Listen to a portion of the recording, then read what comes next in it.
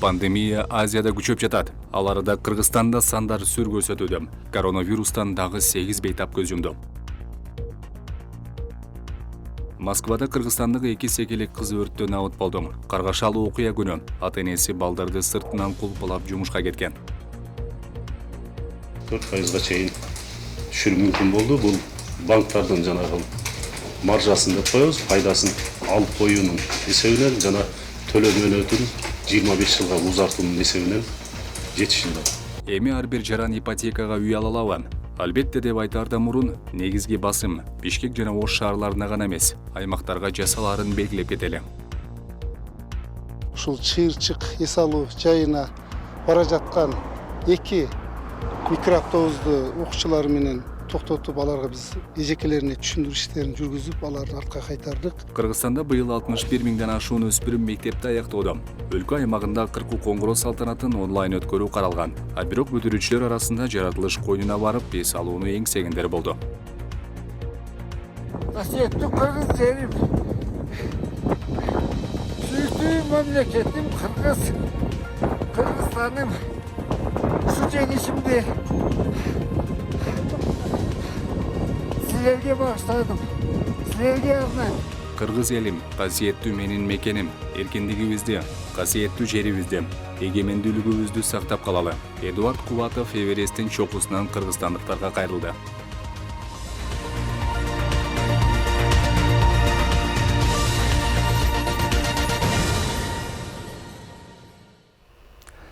Саламатсыздарбы? Нур телеканалдан Нур Ньюс маалымат программасы. Сиздер менен мен Арзымат Аланов, кесиптештер менен биргеликте күндүн негизги окуяларын тааныштырабыз. Акыркы бир суткада Кыргызстан ичинде COVID-19 илдетинен дагы 8 бейтап каза болду. Алардын баары Бишкекте. Бүгүн дагы 298 адамга илдет жукканы аныкталды. Расмий маалыматка караганда, пандемия башталгандан бери инфекцияны 103 миң адам жугузуп алган. Курман болгондордун саны 1765 кишиге жетти. Айта кетсек, өлкөдө 29 марттан бери Кытайдын Sinopharm, Орусиянын Sputnik V вакцинасы менен эмдөө жүрүп жатат. Жарандардын 72 миңден көбү вакцина алды. Көз карандысыз адистер элдин баары эле дарыгерлерге кайрылбай турганын белгилеп, коронавирус жуккандарды жана көз жумгандардын саны расмий эсептен көп болушу мүмкүндүгүн божомолдошот. Москвада кыргызстандык мигрант үй бүлөнүн 2 жаш кызы өрттө каза болду. Кыргызстандын Орусиядагы элчилигинин басма сөз катчысы Назгүл Усубакунова алардын сөөгүн мекенине жөнөтүү иштери жүрүп жатканын билдирди. Азаттык кыздарды набыт болгон Кеңешбек Калмурзаевдин бир тууганы ул кыз Калмурзаева менен байланышты. Ал каргашалуу окуя 22 майда болгонун, ата-энеси балдарды сыртынан кулпулап жумушка кеткен учурда өрт чыкканын айтты. Кырсыктын себеби азырынча белгисиз экени айтылат. Алар Сузактын Жалгыз Жаңгак деген айылдын тургундары. Кырсыктан набыт болгон 2 наристе кызды мекенине жеткирүү үчүн жакындары элден жардам сураган. Москвадагы кыргызстандык мигранттардын уюмдары акча чогултууда. Кыргызстандын Тышкы иштер министрлиги чет өлкөдө каза болгон мекендештердин сөөгү мамлекеттен эсебинен өлкөгө алып келинери тууралуу бүгүн расмий билдирди. Орусиянын Санкт-Петербург шаарында иштеп жүргөн 31 жаштагы кыргызстандык жаран 22 майда бийиктиктен кулап кетип каза болгон. Учурда өлүмдүн жагдайлары иликтенип жатат. Анын сөөгү мекенине жеткирилет. Бул тууралуу Кыргызстандын Орусиядагы элчилиги билдирди. Сөөгүктү алып кетүүгө уруксат берилип, 25 майда Санкт-Петербург Ош аба каттамы менен Кыргызстанга жөнөтүлөт. Ага кеткен чыгымдарды жабуу үчүн кенемти алууга маркумдун жакындарына кеп кеңештер берилди деп айтылат билдирүүдө. Чет өлкөдө иштеген кыргызстандыктардын арасында каза болгондордун саны жыл сайын 300гө чамалайт. Бейрасмий маалымат боюнча азыр 1 миллиондой кыргызстандык чет мамлекеттерде эмгек миграциясына жүрөт. Алардын көбү Орусияда. 2018 жылдан бери өкмөт сырттан жүк 200дө алып келүүгө 50 миң сом бөлүп берүүдө. Урдалып өлтүрүлгөн Айзада Канатбекованын иши боюнча биринчи соттук отурум Бишкектин 1 райондук сотунда 27 майда болот. Бул тууралуу маркумдун жакындарынын адвокаты Нурбек Токтакунов билдирди. Адвокаты маалыматына ылайык, Айзаданы өлтүрүү боюнча кылмыш иши аны өлтүргөн соң өз жанын кыйган Замирбек Теңизбаевдин өлүмүнө байланыштуу кыскартылды. Ал эми милиция кызматкерлеринин шалакылыгы боюнча ишти улуттук коопсуздук боюнча мамлекеттик комитет тергеп жатат. Айзаданы 5 апрелде Бишкекте бир нече адам күчтөп машинеге салып кеткен. 2 күндөн кийин кыздын жана аны уурдаган кишинин сөөгү Бишкектин четиндеги Арашан жана Чокморов айылдарына жакын жердеги талаадагы автоунаадан табылган. Жогорку кеңештин депутаты Рыскелди Момбеков министрлер кабинетин Коопсуз шаар долбоордун экинчи этабын ишке ашыруу боюнча кытайлык Shenzhen Sunwin Intelligent компаниясы менен түзүлгөн келишимден чыгууга чакырды. Эл өкүлү 25 майда парламенттин транспорт, коммуникациялар, архитектура жана курулуш боюнча комитетинин жыйынында буга долбоорго тендер жарыялангандыгы мыйзам бузуулар негиз болоорун айтты. Анын сөзүнө караганда аталган компания Кытайдын банктарынан алган 6 банктык кепилдиктин 3-өө жасалма болуп чыккан. Ошондой эле эсеп палатасы ишкана долбоорду ишке ашырууга өтө эле аз каражатты сунуштаганы шек жаратканын эскерткен. Тендер 5 миллиард 700 миллион сомго жарыяланган. Кытай компаниясы 2 миллиард 700 миллион сомго ишке ашырууну сунуштап, 3 миллиард 173 миллион сомго аз көрсөтүп жатса, ойлонуш керек да. Аларга айыппулдан түшкөн акча керек эмес. Бул компаниянын камералары автоунаанын номурун эле эмес, ичиндеги адамды да тааныйт. 2019-жылы түзүлгөн келишимге ылайык Shenzhen Sunwin Intelligent компаниясы 1 жыл аралыгында долбоорду ишке киргизүүгө милдеттүү болгон. Бирок пандемиядан улам долбоор кечиңдегенине байланыштуу деп 2020-жылдын аягында келишимдин мөөнөтү 2021 жылдын 18-июнуна чейин узартылган. Бирок компания бул аралыкта да иштерди толук баштаган эмес. Мамлекеттик турак жай программасына буга чейин негизинен бюджеттик мекемелердин кызматкерлери катышса, мындан ары каржылоо механизмдери өлкөнүн бардык чарандарына бирдей шартта жеткиликтүү болот. Ошондой эле негизги басым Бишкек жана Ош шаарларына гана эмес, аймактарга жасалат. Программа тиешелүү министрликтер менен макулдашылып бүттү. Август айынан баштап ишке киришмекчи. Цифровизация всего цикла.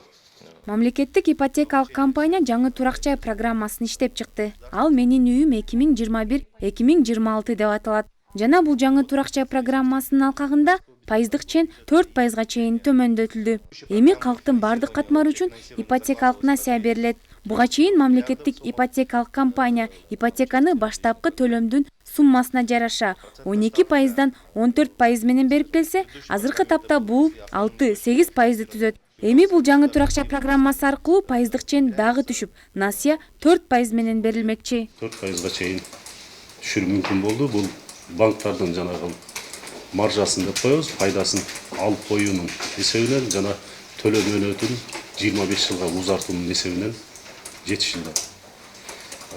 Буга чейин мамлекеттик ипотекалык компания 12 өнөктөш банктар аркылуу иштеп келген болсо, бүгүн ошол мамлекеттик ипотекалык компания менен мындай пайдасы жок, маржасын алып коюп иштөөгө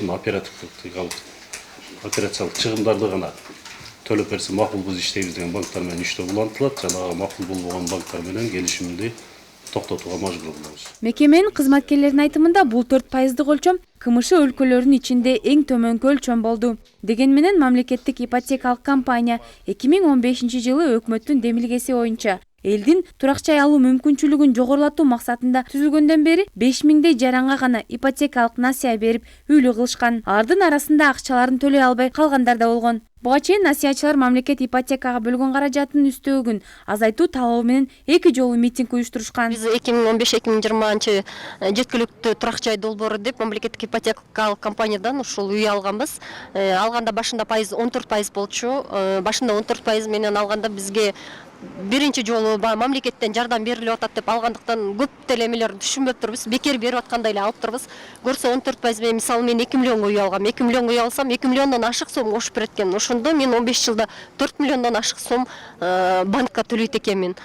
Банк ошо башында же банк туура эмес маалымат берген бизге толук айтпай, же ГИКтен толук маалымат албагандыктан биз алып алып мына ушундай кыйынчылыктар жаралып келатат бизге. Бирок мамлекеттик ипотекалык компания буга чейин насыясын төлөй албай митингге чыккандар аларга тиешеси жок экенин айтууда. Себеби алар насыяны жогорку пайыздар менен коммерциялык банктардан алышкан. Ошондой эле мекеме жарандарды насыя алууда жеке банктардан эмес, мамлекеттик банктан алуу пайдалуу экенин билдиришти. Арыз жазышат, биздин комиссия бар, комиссиядан каралат.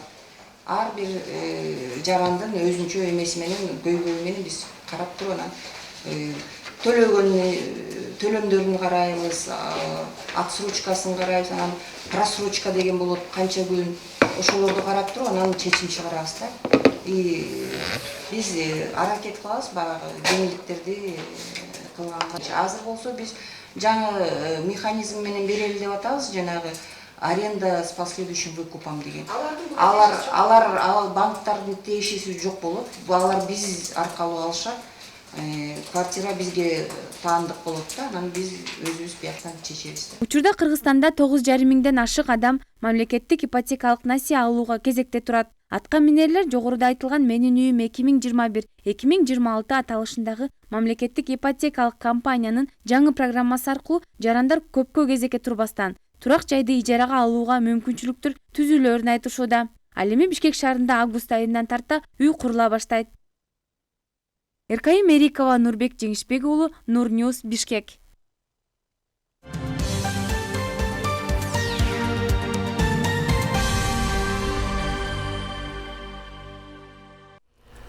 Бүгүн өлкө боюнча ротацияланган акимдер дайындалган аймактарга жөнөп кетишти. Ал эми Ош облусунун 7 районунун жаңы дайындалган акимдери министрлер кабинетинин Ош облусундагы ыйгарым укуктуу өкүлү Жарасыл Абдрайымов менен жолугуп тиешелүү тапшырмаларды алышты. Ош облусундагы райондорго өлкөнүн түндүк аймагындагы райондорго эмгектенген жетекчилер ротацияланган. Алар бүгүндөн тартып райондор менен таанышып, өз жумушун баштоо алдында турушат.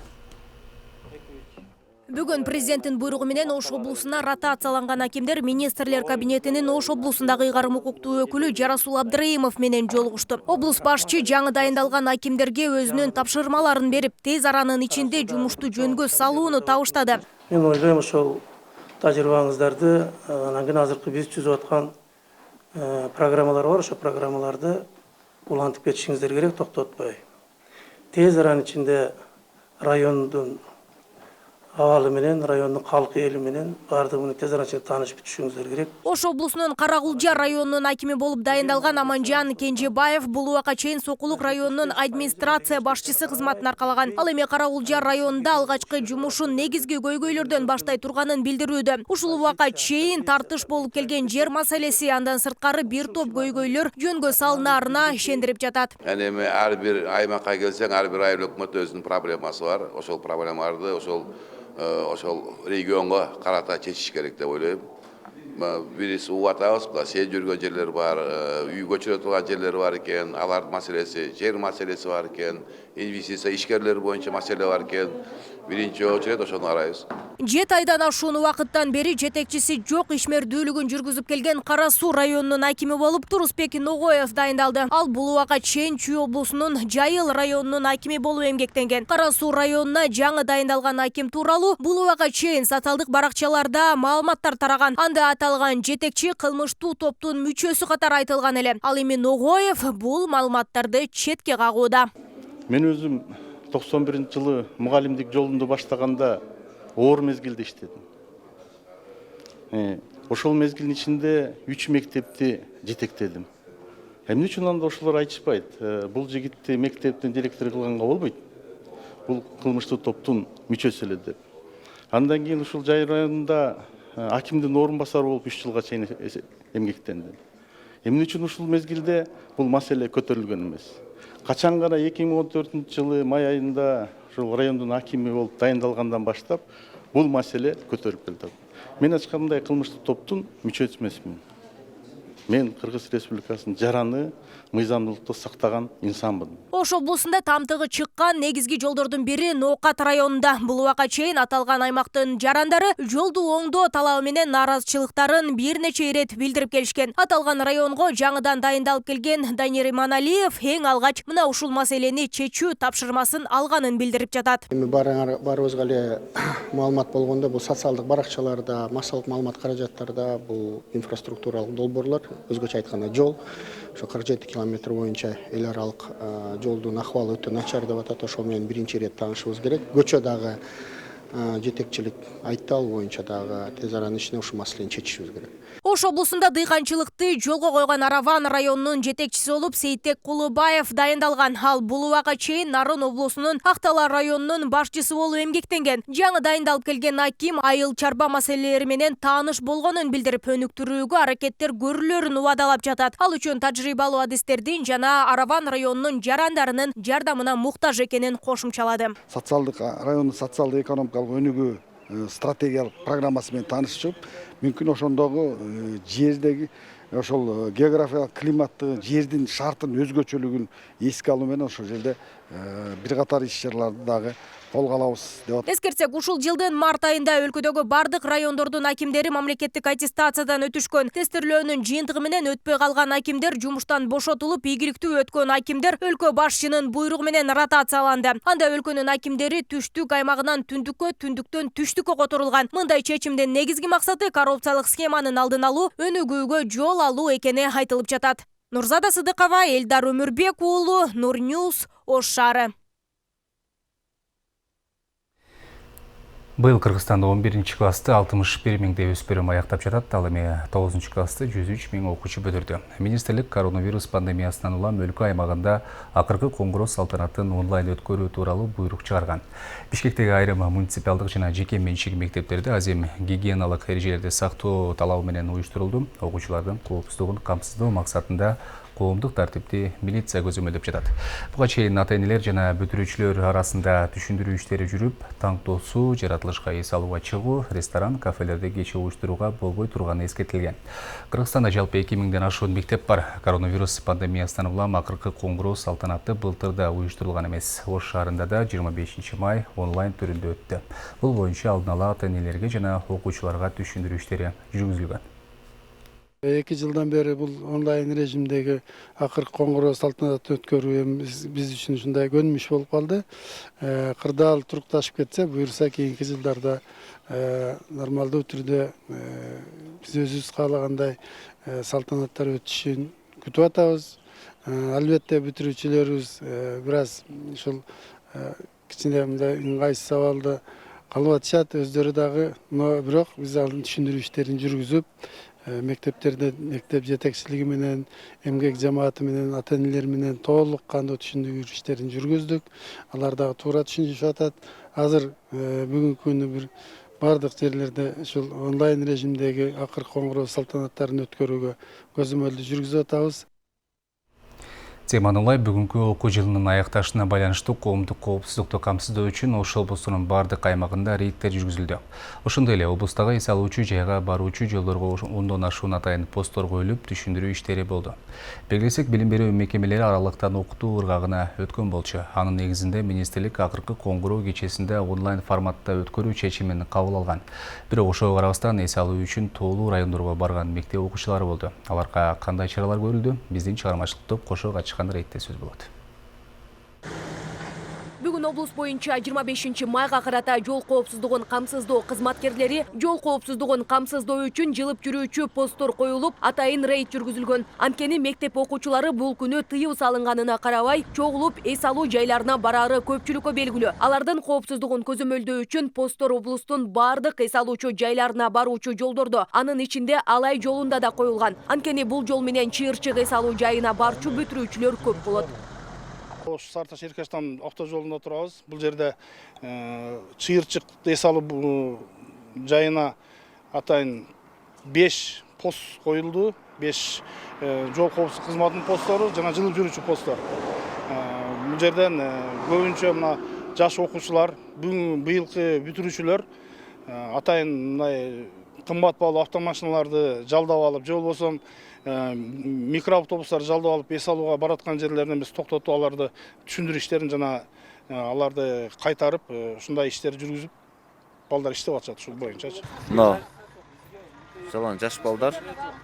Эжекескен ага экен, ушул ишанын балдар жаш жете элек. Болуп жаткан иш-чаранын максаты Ош облусунун аймагында жаш өспүрүмдөр арасында жол унаа кырсыктарынын алдын алуу жана болтурбоо багыты боюнча иштер жүргүзүлдү. Буга байланыштуу Чыйырчык эс алуу жайына бара жаткан ичинде жашы жете элек колледж студенттери бар 2 спринтер токтотулду. Жыйынтыгында алардын билим берүү уясы аныкталып, тен директоруна айыл өкмөтүнө эскертүү каттары жөнөтүлөт. Ал эми токтотулган автобус артка кайтарылды.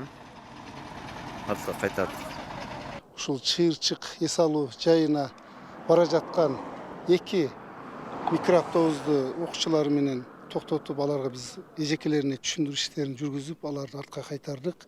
Ушу бүгүн эртең мененден баштап, мисалы Ош Ноокат багыты боюнча, Ош Алай багыты боюнча, Ош Өзгөн, Ош Араван, Ош Кара Суу багыты боюнча барлық жерде биздин кызматкерлер Кыргыз Республикасынын Ички иштер министрлигинин Шумкар Атайын багыттагы кызматкерлери менен күчөтүлгөн тартипте иш алып барып атат. Рейдтен жүрүшүндө кичи автобустар жана автомашиналар токтотулуп, эскертүүлөр берилип жатты. Анын ичинде Оштогу бир окуу жайдын тарых факультетинин студенттери, мугалимдери менен Алайга музейге бара жаткан спринтер токтотулган. Натыйжада нормадан көп адам салгандыгы үчүн протокол түзүлдү. Мындан сырткары чыйырчык эс алуу жайына барган 10-20 жылдыктарга түшүндүрүү иштери, жол коопсуздугун сактоо чаралары айтылган.